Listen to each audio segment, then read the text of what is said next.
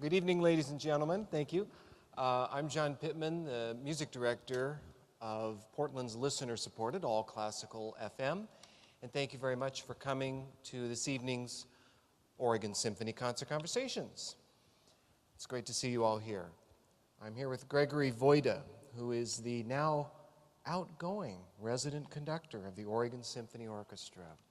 So I'll give him a good hand for his many years of some great concerts. Is that for the outgoing or the resident conductor part? You can never decide that. And there's always less space between the first row and the stage that one remembers. I don't know, it's just... Do you sit here for the concert? No? Well, I understand that. It's always strange to me, trying to listen to a concert like that, although our wonderful solo is going to be standing right here, so there is a benefit to sit in the first row. Yeah. There's always a good seat, I guess. Well, Gregory, this evening, you have 4 pieces on the program, and 3 of them, I would say, are very standard repertoire pieces, but I would say that 1 of them is not. And I know that they're all B composers, which means the letter B, not B class. Yes. But I'm always trying to think, was there some thought behind this? Am I going to crack the code here? There is always a lot of thought behind creating a program, of course. And, you know, when you're working with a team and the team is about to advertise their concert, they're very thankful for something like the 4 Bs, because it's easy to, you know, put a title over the concert. And talking about second, you know, or B composers, I think Bruch is a B composer, even though if he has very popular pieces, remind me to the cello piece, the Kol Nidre. You know, a very interesting guy who wrote Jewish music. He wasn't Jewish. He was Scottish music. He was not Scottish. And he wrote many concertos and a very romantic kind of Brahmsian style. Although you recognize his style immediately, so that, you know, yes, not first, you know, among the first 5 of his era, but definitely a composer with a unique voice. I don't know. There's somehow creating a program is like creating a menu for a chef. You know, you start with something, usually with the concerto or the main piece in the second half, and then you try to figure out what would complement that main course on the menu, and then you try to create the program. You know, we end the program with an overture, which I've done here before actually. With once I did the Le Corsaire overture by Berlioz at the end. You know. The tradition that overture means opening a concert with a fast or a very, you know, characteristic piece, of course, is a very strong tradition. On the other hand, these pieces are so much fun that, for example, the Brahms is just a perfect closing number, even after the Beethoven, although the Beethoven 4 has a really fun finale movement. Yeah, it's easy for us to get kind of hung up on the titles and the traditions sometimes, but I think if you turn it on its head once in a while, you come out with some pretty amazing results. Well, turning things on their heads can, you know, take you far. That's why Oregon Symphony now, for the second time, is in the Spring for Music program in New York City because of the adventurous programming. Not so much adventurous, more like, you know, thinking about programming in a different way, rather than like, whoa, I'm going to do Choik 4, and how about we just play Beethoven Violin Concerto in the first half, and how about we just open a 4-minute-long overture, and then we're done with the programming, which is happening all over the place still, and there's nothing wrong with that. Sometimes you have a program like that, but here, working with Carlos and Charles Calmer, our artistic administrator for 7 seasons, I learned a lot about, you know, Carlos said it once that just think about what you would want to listen to after this piece. And, you know, for me, coming from being a composer and going to the Francis Academy of Music, they always teach you that, yeah, the program has to be very serious and it has to make sense. And, you know, it has to make sense musically. That's how I see it now. So if it makes sense musically, it's all good. There might not be any connection between the Britten and the Brahms, but the program does work. Yeah.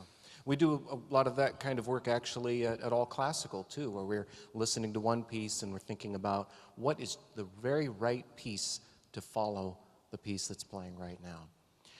Now, I've been so focused on the 4 individual pieces, and especially the Britten, because it's the least familiar. I didn't really think too much about the order of the program until I looked at it today on orsymphony.org and realized, yes, the Brahms at the end, and what a great way to end the concert and send people out practically whistling in the aisles. But the Benjamin Britten piece is probably going to elicit different kinds of thoughts, because it's a deeply thought piece, listening to the movements of that work. It is typically a piece of a composer who has arrived and who has done everything and had all the success, and now there's a picture of the first page or the cover page of the score that shows you, no, it's actually on the back, that shows you just through the window of his house in the countryside, where he was composing last few years of his life, and you see this just beautiful land, trees, not really mountains, but some very calm and just it's like he had his own backyard, like half of England there. Basically, it's a pretty big beautiful house. But still, you get to in that mood immediately. Why would a composer like Benjamin Britten really, and first of all, an opera composer, write something like this, a suite based on actual folk songs towards the end of his life, and you get into that mindset. And yes, it is a very deep piece. It's a very funny piece. There is a hunt the squirrel movement in there. The first and the second violins are hunting the squirrel there when nobody else is playing in that movement, only them. And it's a fiddling tune, so they're fiddling all over the place. And then it ends with a melody written for the English horn, accompanied by the orchestra, Lord Melbourne, which is also a folk tune, and it's just simple. There's not one note in it that doesn't belong there. No, not showing. He didn't need to show off anymore, right? Everybody knew he was a great composer. So it's very simple, very to the point, and very, very personal composition. There's a couple of different sources of inspiration behind the suite, which is called A Time There Was, and part of it is that the title comes from a Thomas Hardy poem. That actually, for Britten, had considerable significance because he was being somewhat nostalgic. He's late in his life. He had gone in a year or two before for heart surgery and ended up having a stroke, which affected his health, and it was had an impact at his last couple of years. But the full quotation is, "A time there was, as one may guess, and as indeed earth's testimonies tell, before the birth of consciousness, when all went well."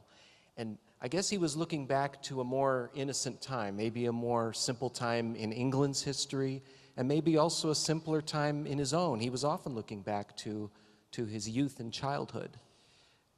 I think art is a great territory to explore things like that. Of course, somewhere we all know that those innocent times were never innocent. It's just in hindsight you look back and like, oh, it was so good in preschool. And you tend to forget that you had a lot of of troubles, and you had big problems. You had kids that picked on you. Exactly. Well, and just really, I know it from my own kids that on their level these problems are really, really deep and really, really big problems. You have to. That's the biggest problem of your life in that age. So looking back, and this is, I think, is a very romantic way of looking at the past. And if you look at other composers of the same era, Béla Bartók or Zoltán Kodály, also the ones I just mentioned, two Hungarians, totally by accident. I wonder why.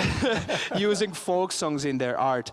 They were also looking for the uncorrupted art, that they can just take it like this, a piece of art, and put it in their own art and just show it that this is the gem that, people with, no name, the people can write music like that, and how rich that is, and how that it can compete with a Beethoven Symphony No. 4, even though it's only 4 minutes long and it's about the sadness that my baby left me, or hunt the squirrel or whatever. although both composers I just mentioned wrote a wonderful oeuvre out of this sentiment, but I think they both realized towards the end of their lives is that, well, this is really an illusion. I mean, they did save something from the past, but to say that that is the source that's totally pure is somewhat a little bit a romantic, lying to yourself about what the past was. He was writing this suite, he dedicated it lovingly, he said, to Percy Grainger, the Australian who made so many fantastic reorchestrations and arrangements. He did Danny Boy. You mentioned Lord Melbourne, which appears in a suite called Lincolnshire Posy, another all-classical staple. And yet when you hear Lord Melbourne in the final movement of this suite, it kind of goes, That's how it is in the Grainger version. But in the Britten, it's almost like you're hearing like a distant trumpet call, a bugle call off. It's actually a cor anglais, but it's so distant that it just seems almost ghost-like. Well, that's what's great about this piece is that he is really showing something of his own personality. You know, these arrangements of folk songs or using folk songs as as the material to create a piece of art, it doesn't give you too much unless you do something with it. So the way he puts these songs in order, the way he orchestrates it, the way he gives it a spin, is why we are playing this piece still now, and we want to listen to it, because it actually gives you something more than just a collection of folk songs. Right. So folk songs might be one of those codes that I can find in the theme in the program tonight. The Beethoven didn't quite fit when I thought it through. Well, because really. It's his own material. We tend to forget that like a finale in the classical era, and Beethoven, you know, we like to call Beethoven 4 one of the lighter symphonies, and I often get the question, and what do you think about Beethoven 4 in the shadow of 3 and 5? And I'm like, last time I checked, there was no shadow on the score. I don't know. I don't think you should judge number 4 just knowing that he wrote 3 before and 5 after, and also, as we know, he was writing 5 and 6 at the same time. So if you are not as lucky now, number 5 is called number 6, and everybody's troubled. Ooh, what's the number of the big symphonies? It's off, you know, it's not the even and the odd symphonies. There's too much thinking put into it. I did have a program here once about Schubert unfinished symphony. You know, is it 7 or 8? Is it unfinished? And my final answer is always, who cares? Who cares if it's 2 movements or 4? I mean, I give it to, you know, musicologists can make a good living of writing books and finishing the symphony, which is great. They need to make a good living. They're good fellows there. But me as a performer, do I really care? No. What I care about is how to construct a program and where to put the Beethoven 4 in it. And you know, lighter symphony, meaning following more the Mozart, you know, steps of Mozart in regard of creating this more Viennese classical symphony. So we tend to forget that the last movement of Viennese classical symphonies, based on the Haydn tradition and the Mozart tradition, is a contradance that is originally a folk dance that, you know, was, you know, sublime, turned into something more artistic, but folk music is always there as a root. Yeah, and actually, the symphony has some touches to it that make it really more revolutionary than I think Beethoven's given credit for.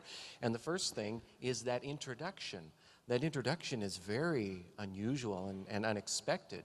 We don't get that big blast of an E flat or C minor or something like that. It's this kind of meandering opening that we don't really know where we're going. You know, the funny thing is that Symphony Number 1 by Beethoven starts very similarly to this, is that it starts way off compared to the main key.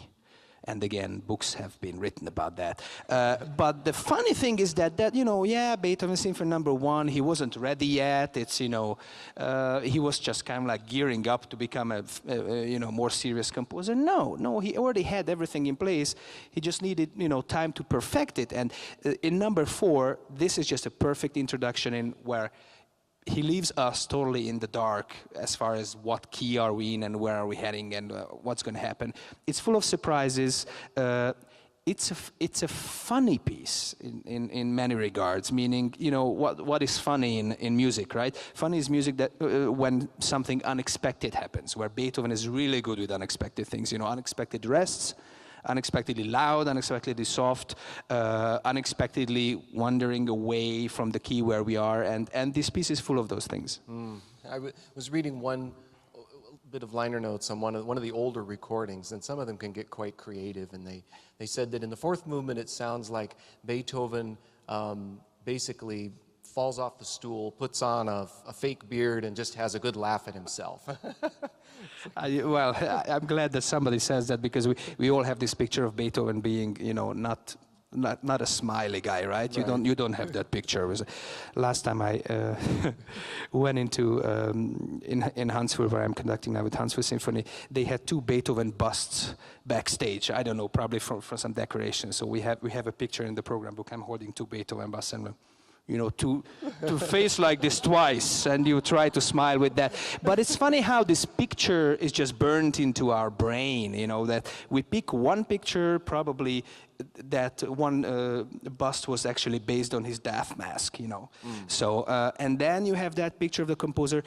Listen to number 2, or number 4, sorry, and there was a Freudian thing there, but number 2 is similar to number 4. And after you listen to number 4, tell me what you really think about Beethoven and his character.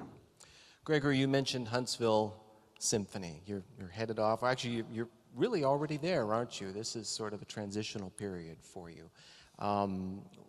Could you tell us just a little bit about how the Huntsville appointment came about?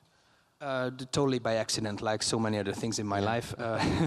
Somebody dropped out of the search, a music director search, and I stepped in. That was last January of 2010, and then they picked me out of the line. Not for causing any accident or robbing anybody, but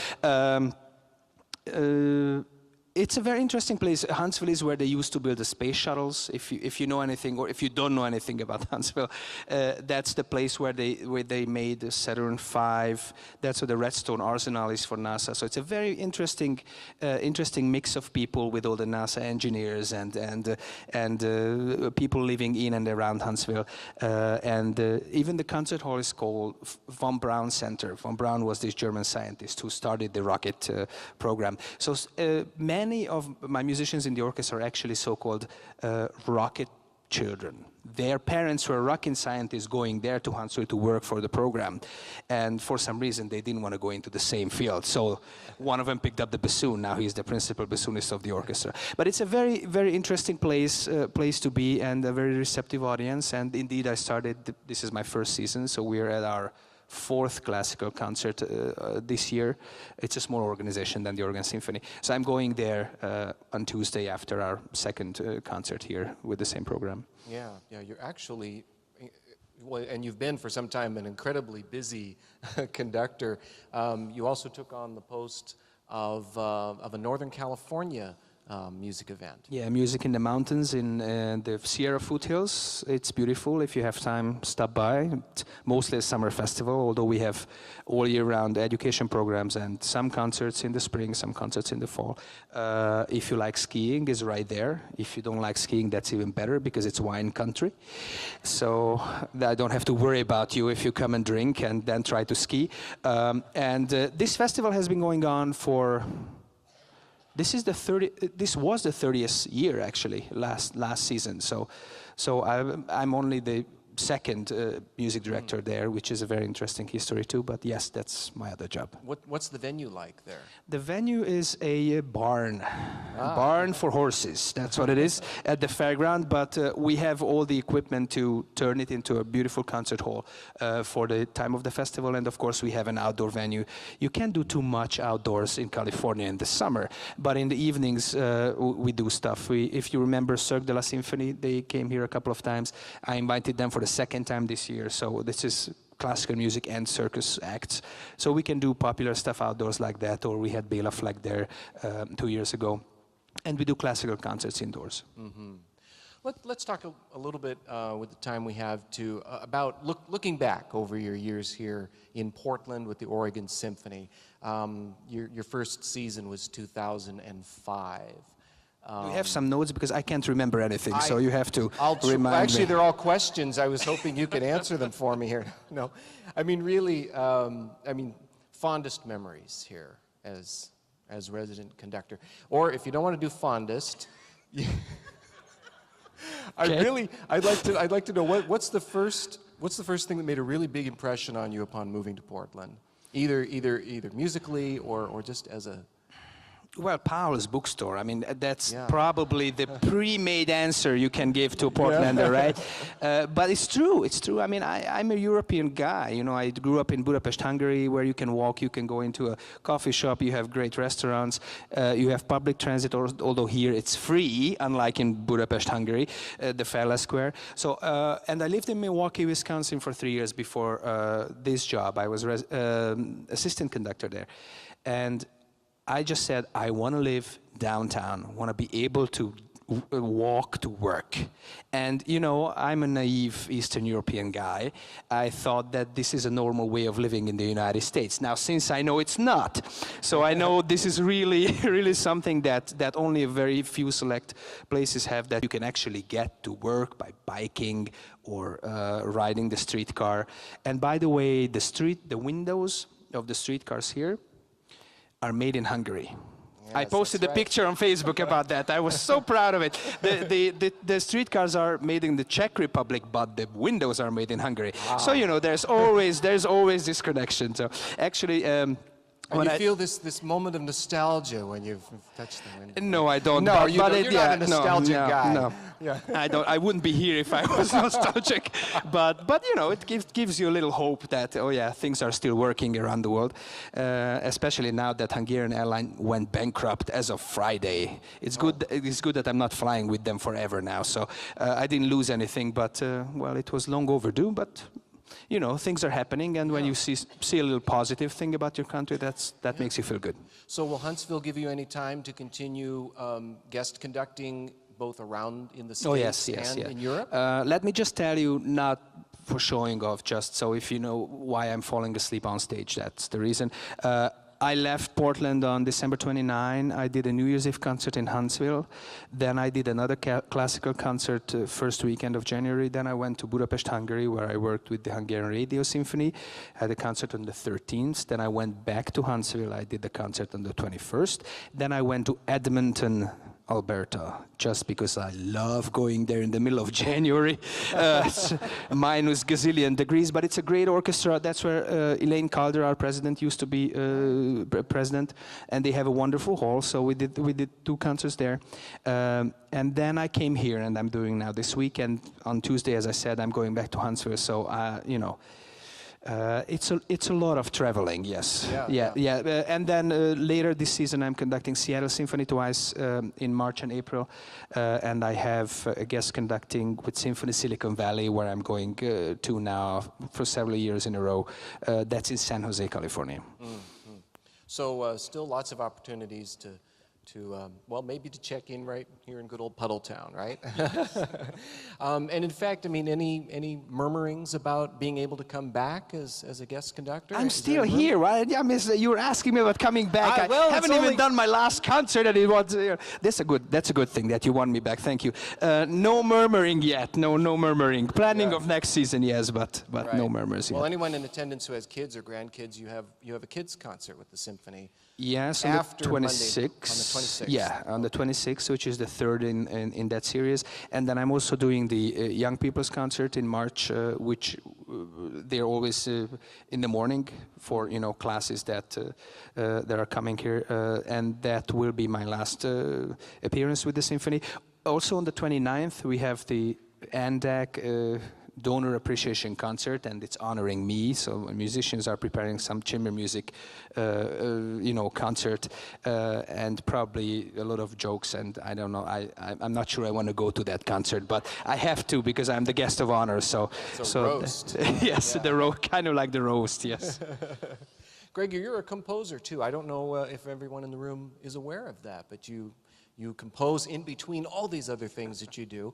And during your time here, a number of ensembles around Portland have premiered, or at least I know performed some of your pieces. Well, Third Angle commissioned a piece from me that's actually coming out on CD by the end of February, which is based on a take on a Gulliver Travels. Gulliver is going on a planet where robot-like beings speak music, so they don't speak. They make music when they want to communicate. It's a sad story. Don't smile. It's a perfect thing for narrator and ensemble, and that was the commission. And we did a new version of my piece that's based on mostly Hungarian folk music called Düvő. Last season here, we did one piece for a youth concert, actually one called the Rogue Harmonica, which was a lot of fun. Actually, it was a lot of fun to do it. Yes, it's good to be able to do that. We just did a premiere of a piece of mine in Huntsville. A Canadian pianist commissioned a piece that's actually coming out in CD again, sometimes this year. So there's a lot of work to do. Yeah. Let's round it back up by going back to the beginning, which is the end with the Academic Festival Overture. There are some pretty fun stories about that little piece. Brahms was awarded an honorary doctorate from the University of Breslau, and he had never completed college education or university education himself, so apparently he later on felt quite proud to have this. But I guess right after he was first awarded it, he just dashed off a little letter that said, "Thanks for that." And then I guess his friend said, "Look, you've got to do something a little bit more than that." So he sat down to write this 10-minute overture. But what is so amusing to me about it is that he decided to set student drinking songs for this overture. And so he didn't go to college, but he knew what the most important thing in college was. That's drinking, yes. Apparently so. And as I understand it, at least at the first performance, the teachers or the dean and the members of faculty maybe were a little uneasy about some of the quotations of some of these drinking songs. But what was really interesting that I read is that the last one, Gaudiamus Igitur, which is kind of a big, let's be joyous and enjoy life now because we're not always going to be here, was actually at the time there were student protests, and there was police surveillance of possible student uprising in Germany, and this anthem for a time was the unofficial anthem of student protests. So I'm pretty sure he did not know that. It's just so Brahms. This is the one piece where you don't really hear anything dark in it, maybe just a little bit. But if you think about the symphonies, there are only a few select movements and movements where there's really no cloud over it. He wasn't a happy camper most of his time. But here is just like there's no trouble. It's just as lighthearted as it gets with Brahms, I guess. Yeah. Gregory Vajda, thank you very much for your time. I'm John Pitman from All Classical. Thank you for coming. Thanks.